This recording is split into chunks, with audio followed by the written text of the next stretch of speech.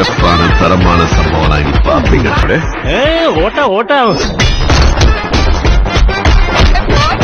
Hello guys, நம்ம என்ன பார்க்க போறோம்னா, நம்ம சூர்யா சார் நடிச்சு கார்த்திக் சுப்ராஜ் டைரக்ஷனில் இன்னைக்கு ரெட்ரோங்கிற மூவி ஃபைனல் ரிலீஸ் ஆயிடுச்சு. ஸோ இந்த படத்தோட ரிவ்யூவை தாண்டி எனக்கு கிடைச்ச எக்ஸ்பீரியன்ஸ் என்னோட ஒப்பீனியன் ஷேர் பண்ண போகிறேன். அதெல்லாம் தாண்டி ஃபைனலி நம்ம எல்லாருமே எதிர்பார்த்த மாதிரி சூர்யா சாருக்கு இந்த படம் ஒரு கம்பேக்காக இருந்துச்சா இல்லைங்கிற பற்றி நம்ம டீட்டெயிலாக பேச போகிறோம். ஸோ ஸ்கிப் பண்ணாமல் இந்த வீடியோ ஃபுல்லாக பாருங்கள். This Lay's review welcome to my YouTube channel.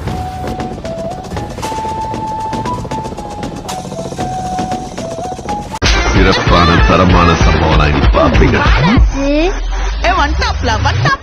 Okay, இந்த படத்தோட ஒரு சிம்பிள் ஒன்றான ஸ்டோரி சொல்லணும்னா, இந்த ஹீரோ கேரக்டர் வந்து சின்ன வயசுலேருந்து ரொம்ப ரேஜாக ரொம்ப கோவப்படக்கூடிய ஒருத்தர் தான் இருப்பான். அவனுக்கு சிரிக்கிறதுன்னு என்னென்ன தெரியாத மாதிரி தான் வளர்ந்துட்டு இருப்பான். ஸோ அப்படி இருக்க ஒருத்தனோட லைஃப் ஸ்டைலை love, laughter, war, the purpose, the one அப்படின்னு சொல்லிட்டு 5 சாப்டர் பிரிச்சு நம்ம சொல்லியிருப்பாங்க.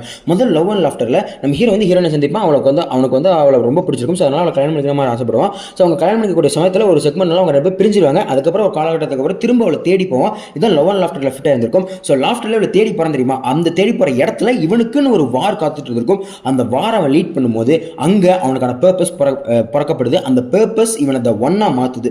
இந்த லைஃப் ஜேர்னி தான் இந்த ரெட்ரோ அப்படிங்கிற ஒரு படத்தோட ஒன் லைனர் அப்படிங்கிற மாதிரி சொல்லலாம். சிறப்பான தரமான சம்பவம் நீ பாப்பீங்கடா. ஓகே, டக்குன்னு நம்ம ரிவ்யூ சேர்க்க வேணாம். முதல்ல பாசிட்டிவ் விஷயங்கள் எனக்கு ஒர்க் அவுட் ரசிச்சு பார்த்த சில விஷயங்கள் நான் சொல்லுவேன். ஸோ இதில் வந்து மொதல் விஷயமே இந்த ஆக்டர்ஸோட ஆக்டிங் தான். அந்த படத்தில் எல்லாருமே அவங்களோட ஆக்டிங் பிடிச்சிட்டாங்க சொல்லலாம். முக்கியமாக அந்த இடத்துல மெயின் லீடர் இருக்கிற சூர்யா அண்ட் பூஜா அகஸ்டி இவங்க 2 பேருக்குமே அவங்களுக்கு ஸ்கோர் பண்ணுறதுக்கு ஏகப்பட்ட சீன்ஸ் இருக்கு. முக்கியமாக எக்ஸாம்பிளாக சொல்லணும்னா, சூர்யா சார் வந்து ஒரு சீக்வென்ஸில் நம்ம ஹீரோயின்ட்ட பேசிட்டு வந்துட்டு அவர் சிரிக்க ட்ரை பண்ணுவார். அது வரைக்கும் அவர் வாழ்க்கையில் சிரிச்சதில்லை. கண்ணாடியை பார்த்துட்டு சிரிக்க ட்ரை பண்ணுவார். அந்த சீக்வன்ஸ்லாம் மனசு செம்மையாக பண்ணியிருப்பாரு. அந்த சீக்வன்ஸை பார்க்கும்போது எனக்கு பழைய சூர்யாலாம் அப்படியே மைண்டு வந்துட்டு போனார். அந்தளவுக்கு சீக்வன்ஸ் இருக்குது. அவருக்கு அந்த ஒரு சீக்வன்ஸ் மட்டும் அந்த மாதிரி ஏகப்பட்ட சீக்வன்ஸ் படத்தில் இருக்குது. அண்ட் பூஜா அகஸ்டி மேமுக்கு அங்கங்கே ஒரு சீக்வன்ஸ் இருக்குது. கண்டிப்பாக நல்லாவே ஸ்கோர் பண்ணுறாங்க அப்படிங்கிற மாதிரி சொல்லலாம். இவங்களை தாண்டி நோட்டபிளான ஆக்டர்ஸ் சொல்லணும்னா, ஜோஜி சார், அதாவது நம்ம சூர்யா சாரோட அப்பா ஒருத்தர் வருவார். அவரோட ஆக்டிங் ஜெயராம் சாரோட ஆக்டிங்குமே கொடுத்துட்டு பெர்ஃபெக்டாக பண்ணுங்க அப்படிங்கிற சொல்கிற அளவுக்கு தரமாக தான் இருந்துச்சு. என்னை தாண்டி அடுத்த பாசிட்டிவ் சொல்லணும்னா, நம்ம கார்த்திக் சுப்ராஜ் சாரோட ரைட்டிங் சொல்லலாம். அவரோட படத்தில் அவரோட ரைட்டிங் பற்றி பேசாமல் இருப்போமா என்ன. ஸோ அந்த படத்தில் வந்து எந்தளவுக்கு அந்த ரைட்டிங் வந்து ரொம்ப இம்பார்ட்டன்டாக எனக்கு பட்டுச்சு. சூர்யா சார் ஹீரோயினை தேடி ஒரு ஐஸ்லாண்டுக்கு முதல் வருவார். அவர் முதல் அதுக்கப்புறம் அந்த ஐஸ்லாண்டு ஒரு ஃபீல் கிடைக்கும். அந்த ஃபீல் வந்து அந்த லவ்வை பார்க்க போகிறாங்க, அந்த மாதிரி ரொம்ப நாளுக்கு வர பார்க்க போகிறதுனால அந்த ஃபீல்னால தான் அப்படி நடக்குது அப்படிங்கிற மாதிரி நம்ம நினச்சிட்டு இருப்போம். ஆனால் கிளைமேக்ஸில் ஒரு பர்பஸ்க்கு ரிவீல் ஆனதுக்கப்புறம் அந்த சீனே நமக்கு வேற மாதிரி ஒரு எலிவேட் கொடுக்கும். அந்த மாதிரி ஒரு ஐஸ்லாண்டுக்கு வரும்போது எதுக்கு அந்த மாதிரி ஒரு ஸ்ட்ரேஞ்சான ஃபீலிங் அவர் ஃபீல் பண்ணார் அப்படிங்கிறதுக்கான அந்த ஆன்சர் அவ்வளோ பெர்ஃபெக்டாக கார்த்திக் சுப்ராஜ் சார் ரைட் பண்ணி வச்சிருப்பாரு. இந்த ஒரு எக்ஸாம்பிள் போய் நினைக்கிறேன். இந்த மாதிரி ஏகப்பட்ட சீக்வன்ஸ் இருக்கதா செய்யுது. அவர் ஏன் சிரிக்கவே மாட்டார் அப்படிங்கிறத நம்ம ஃபர்ஸ்ட் பார்க்கும்போது நம்ம அவருக்கு ஒரு ட்ராஜடி நடந்திருக்கும், அதனால இருக்கும்னு நினச்சிட்டு இருப்போம். ஆனால் அந்த பர்பஸ்க்கு ரிவீல் ஆகும்போது இது ஏன் அப்படிங்கிறதுக்கான ஆன்சர்லாம் அவ்வளோ சூப்பராக கொடுத்துருப்பாங்க, கன்வின்சிங். அண்ட் ஹீரோயின் இவரோட கோவத்தை விட்டு நீ இந்த அடுத்தடியை விட்டுங்க ரொம்ப நாள் கேட்டிருப்பாங்க. ஆனால் படத்தோட கடைசியில் அவரே நினைச்சாலும் திரும்ப அந்த கோவத்தை அடுத்தடியும் திரும்ப எடுக்க முடியாது அப்படிங்கிற மாதிரி சொல்லி முடிக்கக்கூடிய விஷயம் கொண்டுலாம் அவ்வளோ சூப்பராக அமைச்சிருந்தாங்க அப்படிங்கிற மாதிரி சொல்லலாம். அடுத்த பாசிட்டிவ் பாயிண்டே சனா, அதாவது சந்தோஷ் நாராயண் அவரோட மியூசிக் தான். இந்த படத்தில் எல்லாமே சூப்பராக இருந்துச்சு. முக்கியமாக அந்த கனிமா சாங் இருக்கும். கனிமா சாங் வந்து மொத்தம் 15 நிமிஷமாக ஒரு சிங்கிள் ஷாட் எடுத்துருப்பாங்க. அதில் அப்பப்போ பாட்டு வரும், அப்பப்போ கம்யூனிகேஷன் அண்ட் இந்த ஸ்டன்ட்ஸ் எல்லாமே உள்ள வந்துட்டு போயிட்டு இருக்கும். அதை பெர்ஃபெக்டாக பண்ணியிருந்திருப்பாங்க. அந்த ஒன் ஷாட்ங்கிறது எங்கேயுமே அந்த ஒரு மிஸ்டேக்கோ லீடோ இல்லாமல் கரெக்டாக எடுத்து கொண்டு வந்துருப்பாங்க. இப்போ தேட்டரை பார்க்கும்போது நல்லா தான் இருந்துச்சு. பட் என்ன கொஞ்சம் லென்ட்டாக இருந்தால் தான் ஒரு பிரச்சனையாக இருந்துச்சு தவிர மற்றபடி அது ஒரு நல்ல சீக்வன்ஸாக அமைச்சிருந்திருப்பாங்க. அண்ட் அதே மாதிரி த ஒன் அந்த சாங் படத்தில் ஃபிட் பண்ண இடமும் அவ்வளோ சூப்பராக இருந்துச்சு. எப்படின்னா அந்த சாங் வரப்போது வரும்போது தேட்டரில் தீயா இருந்துச்சு அப்படின்னு சொல்லலாம். அவ்வளோ சூப்பராக அந்த ஒன் சாங் அமைச்சிருந்துச்சு. அதை பிளேஸ் பண்ண இடமும் அமைச்சிருந்துச்சு அப்படிங்கிற மாதிரி சொல்லலாம். அண்ட் இன்னைக்கு என்ன சொல்லணும்னா, அந்த படத்தில் வந்து இந்த ஆர்ட் ஒர்க்ஸ் அப்படிங்கிறது அந்த லைவ் லொகேஷன் போய் ஷூட் பண்ணும்போது எல்லா விஷயங்களும் அவங்க அவ்வளோ பெர்ஃபெக்டாக பண்ணியிருக்காங்க. ஸோ அந்த ஆர்ட் டைரக்டராக இருக்கட்டும், இல்லை அந்த சினிமாட்டோகிராஃபியாக இருக்கட்டும், எல்லாருமே அவங்களோட ஒர்க்கை நல்லா பண்ணிருக்காங்க அப்படின்னு சொல்லிட்டோம். அது விஷயம் நம்ம தேட்டரில் பார்க்கும்போது கண்டிப்பாக அதை ஃபீல் பண்ண முடியுது. ஸோ இது ஒரு ரெட்ரோ சமயத்தில் அமையக்கூடிய படம் அப்படிங்கிறனால அதுக்கான விஷுவல் ரெப்ரசன்டேஷன் நிறைய இடத்துல வச்சு கரெக்டாக பண்ணியிருந்தாங்க. படமாக பார்க்கும்போது ஒரு பெர்ஃபெக்டாக ஃபீலும் ஆச்சு அப்படிங்கிற மாதிரி சொல்லலாம். அண்ட் பாசிபிளி எனக்கு பாசிட்டிவாக அந்த விஷயங்கள்லாம் பட்டது அதனால சொல்லியிருக்கேன். இப்போ நம்ம நெகட்டிவ் விஷயம்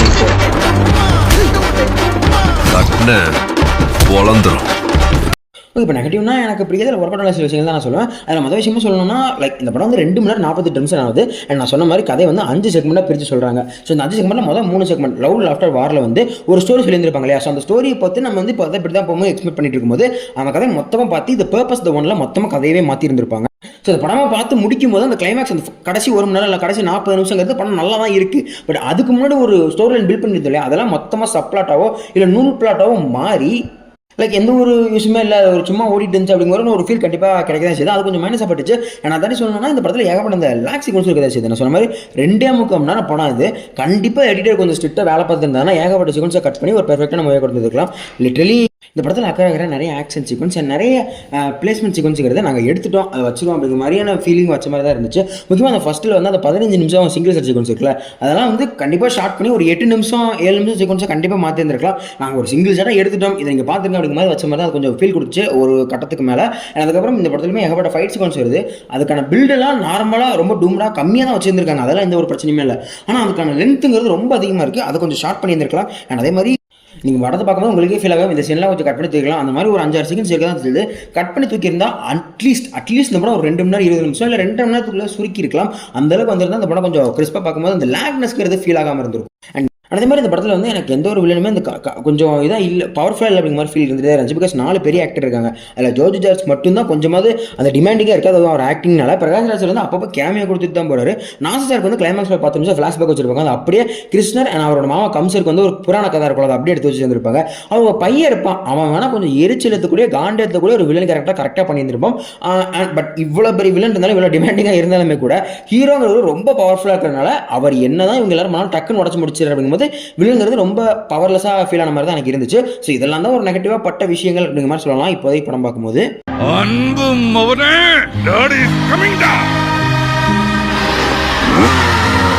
ஓகே, இந்த படத்தை பார்க்கும்போது இந்த ஒப்பீனியன் தான் எனக்கு ஃபைனலாக ஒரு தாட்டாக ஃபீல் ஆயிருந்துச்சு.